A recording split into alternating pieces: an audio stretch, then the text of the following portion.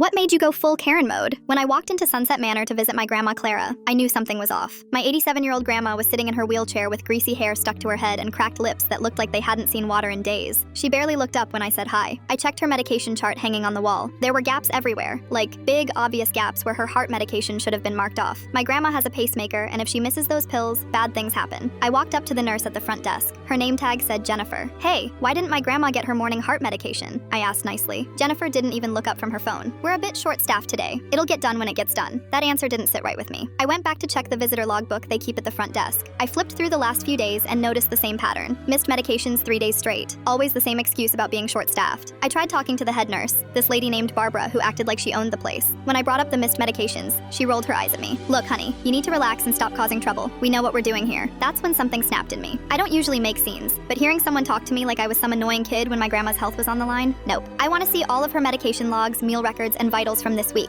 I said firmly. Barbara crossed her arms. "That's not how this works. You can't just demand to see private medical information." Fine. If they wanted to play games, I could play too. I decided to camp out in that nursing home for the entire day and watch everything they did. At lunchtime, they brought my grandma a tray with cold soup that had a film on top and a sandwich that looked like it had been sitting out since breakfast. The bread was hard as a rock. When my grandma asked for water because she was thirsty, I watched 3 different staff members walk past her without stopping. I marched straight to the main office and demanded to speak to whoever was in charge. The director, some guy named Mr. Phillips, came out looking annoyed. "What seems to be the problem?" he asked in that fake customer service voice. "The problem is my grandmother hasn't gotten her heart medication in 3 days. Her food is cold and nobody will give her water when she asks for it." He gave me this condescending smile. "Ma'am, I understand you're concerned, but we have protocols here. You can't just access patient records without proper authorization." That's when I lost it completely. I pulled out my phone and called 911 right there in his office. "Hi, I need to report elderly neglect at Sunset Manor Nursing Home. My grandmother hasn't received her prescribed heart medication in 3 days and I'm witnessing neglect in real time." Mr. Phillips' face went white. "Ma'am, there's no need to involve emergency services. Let's talk about this." But I was done talking. The paramedics showed up within 15 minutes. When they checked my grandma's blood pressure, the machine started beeping like crazy. Her numbers were through the roof because she'd missed her medication. I had my phone out the whole time, taking pictures and videos of everything. The dirty meal tray, the empty water pitcher, the medication chart with all those gaps. I documented every single thing. By evening, a state health inspector was walking through the building with a clipboard, and 3 nurses had been suspended pending investigation. Mr. Phillips tried one last time to convince me this was all a misunderstanding. "Mrs. Johnson, perhaps we got off on the wrong foot. Your grandmother has been a valued resident here for 2 years." "You're right," I said. "She has been here for 2 years, which means this neglect has probably been going on for way longer than 3 days." That night, I packed up all of my grandma's stuff and took her home to my apartment. She was confused about leaving, but when I explained what had been happening, she just nodded and said she'd been feeling worse lately, but thought it was just old age. A few weeks later, the state board launched a full investigation into Sunset Manor. Turns out, my grandma wasn't the only one being neglected. They found similar problems with at least 6 other residents. The facility ended up losing their license and had to shut down.